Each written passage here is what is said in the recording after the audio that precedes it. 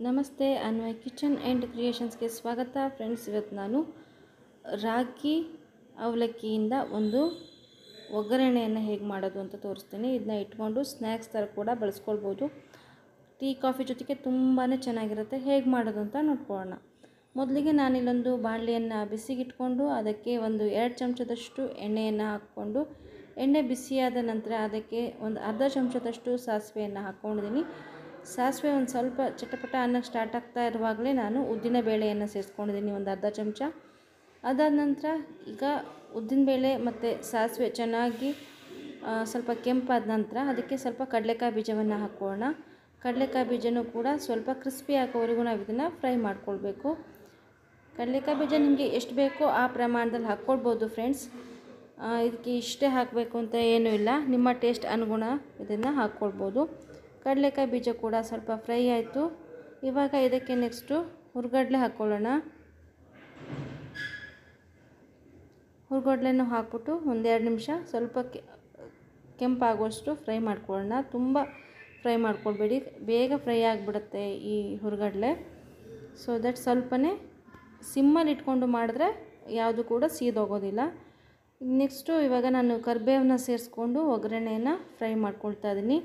ಆದಷ್ಟು ಫುಲ್ಲು ಸಿಮ್ಮಲ್ಲಿನೇ ಈ ಒಗ್ಗರಣೆಯನ್ನೆಲ್ಲ ಬೇಯಿಸ್ಕೊಂಡೆ ಕ್ರಿಸ್ಪಿಯಾಗಿ ಚೆನ್ನಾಗಿರುತ್ತೆ. ಇದಾದ ನಂತರ ಸಣ್ಣದಾಗಿ ಕಟ್ ಮಾಡಿದಂಥ ಕೊಬ್ಬರಿಯನ್ನು ಹಾಕ್ತಾಯಿದ್ದೀನಿ. ಈ ಕೊಬ್ಬರಿಯನ್ನು ಹಾಕಿದ್ಮೇಲೂ ಅಷ್ಟೇ ಒಂದು ಸ್ವಲ್ಪ ಕೊಬ್ಬರಿ ಫ್ರೈ ಆಗಬೇಕು, ಸ್ವಲ್ಪ ಕಲರ್ ಚೇಂಜ್ ಆಗೋಷ್ಟು ಫ್ರೈ ಮಾಡ್ಕೊಳ್ಳೋಣ. ತುಂಬಾ ರುಚಿಯಾಗಿರುತ್ತೆ. ನಾವು ಸ್ನ್ಯಾಕ್ಸ್ಗಳಿಗೆ ಇದನ್ನು ಬಳಸ್ಕೊಂಡೆ. ರಾಗಿ ಕೂಡ ತುಂಬ ಒಳ್ಳೆಯದಲ್ವ, ರಾಗಿ ಅವಲಕ್ಕಿ ಇನ್ನೂ ಒಳ್ಳೆಯದು. ನೋಡಿ, ಈಗ ಒಂದು ಸ್ವಲ್ಪ ಅರಿಶಿಣದ ಪುಡಿಯನ್ನು ಹಾಕಿ ಮತ್ತೆ ಮಿಕ್ಸ್ ಮಾಡ್ಕೊತಾ ಇದ್ದೀನಿ. ಫ್ರೆಂಡ್ಸ್, ನೀವಿನ್ನೂ ನನ್ನ ಚಾನಲ್ಗೆ ಸಬ್ಸ್ಕ್ರೈಬ್ ಮಾಡದೆ ಈ ವಿಡಿಯೋನ ನೋಡ್ತಾ ಇದ್ದರೆ ಪ್ಲೀಸ್ ಸಬ್ಸ್ಕ್ರೈಬ್ ಮಾಡ್ಕೊಳ್ಳಿ. ಹಾಗೆ ಪಕ್ಕದಲ್ಲಿರೋ ಬೆಲ್ ಐಕನ್ನ ಕ್ಲಿಕ್ ಮಾಡಿ. ಹಾಗೆ ಮಾಡೋದ್ರಿಂದ ನಾನು ಯಾವುದೇ ಹೊಸ ವಿಡಿಯೋ ಹಾಕಿದ್ರೂ ಕೂಡ ನೀವೇ ಮೊದಲು ನೋಡ್ಬೋದು. ಇವಾಗ ನಾನು ಇದಕ್ಕೆ 1 ಚಮಚದಷ್ಟು ಚಿಲ್ಲಿ ಪೌಡ್ರನ್ನು ಸೇರಿಸ್ಕೊಂಡು, ಜೊತೆಗೆ ಒಂದು ಸ್ವಲ್ಪ ರುಚಿಗೆ ಎಷ್ಟು ಬೇಕೋ ಅಷ್ಟು ನೋಡಿಕೊಂಡು ಉಪ್ಪನ್ನು ಹಾಕ್ಕೊಂಡಿದ್ದೀನಿ.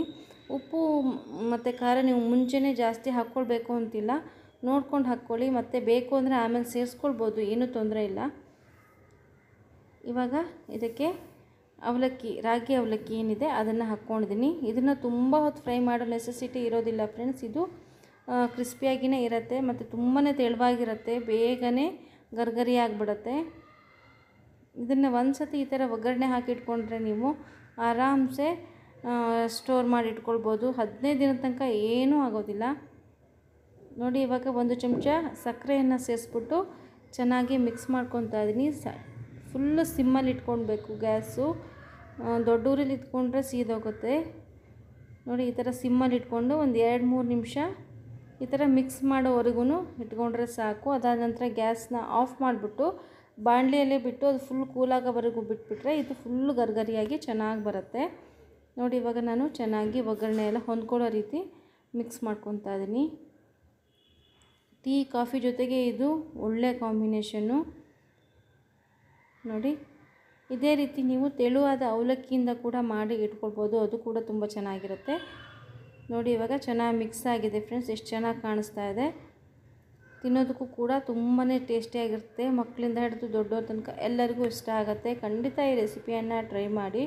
ನಾನಿಲ್ಲಿ ಬೆಳ್ಳುಳ್ಳಿ ಎಲ್ಲ ಏನು ಬಳಸಿಲ್ಲ, ನೀವು ಬೇಕು ಅಂದರೆ ಬೆಳ್ಳುಳ್ಳಿ ಕೂಡ ಹಾಕ್ಕೊಳ್ಬಹುದು. ನೋಡಿ, ಚೆನ್ನಾಗಿ ಮಿಕ್ಸ್ ಮಾಡಿ ಆದಮೇಲೆ ನೋಡಿ ಎಷ್ಟು ಕ್ರಿಸ್ಪಿಯಾಗಿ ಎಷ್ಟು ಚೆನ್ನಾಗಿ ಬಂದಿದೆ ಅಂತ. ಈ ರೆಸಿಪಿ ನಿಮಗೆ ಇಷ್ಟ ಆಗಿದ್ದರೆ ಲೈಕ್ ಮಾಡಿ, ಶೇರ್ ಮಾಡಿ, ಹಾಗೆ ಕಾಮೆಂಟ್ಸ್ ಮಾಡಿ. ನೀವಿನ್ನೂ ನನ್ನ ಚಾನಲ್ಗೆ ಸಬ್ಸ್ಕ್ರೈಬ್ ಮಾಡಿಲ್ಲ ಅಂದರೆ ಪ್ಲೀಸ್ ಸಬ್ಸ್ಕ್ರೈಬ್ ಮಾಡಿಕೊಂಡು ವಿಡಿಯೋನ ವಾಚ್ ಮಾಡಿ. ನಾನು ಕ್ರಾಫ್ಟ್ ವಿಡಿಯೋಗಳನ್ನು ಕೂಡ ಶೇರ್ ಮಾಡ್ತಾ ಇರ್ತೀನಿ, ಅದನ್ನೂ ಕೂಡ ವಾಚ್ ಮಾಡಿ ಅಂತ ಹೇಳ್ತಾ ಧನ್ಯವಾದ. ನೆಕ್ಸ್ಟ್ ವಿಡಿಯೋದೊಂದಿಗೆ ಸಿಗೋಣ.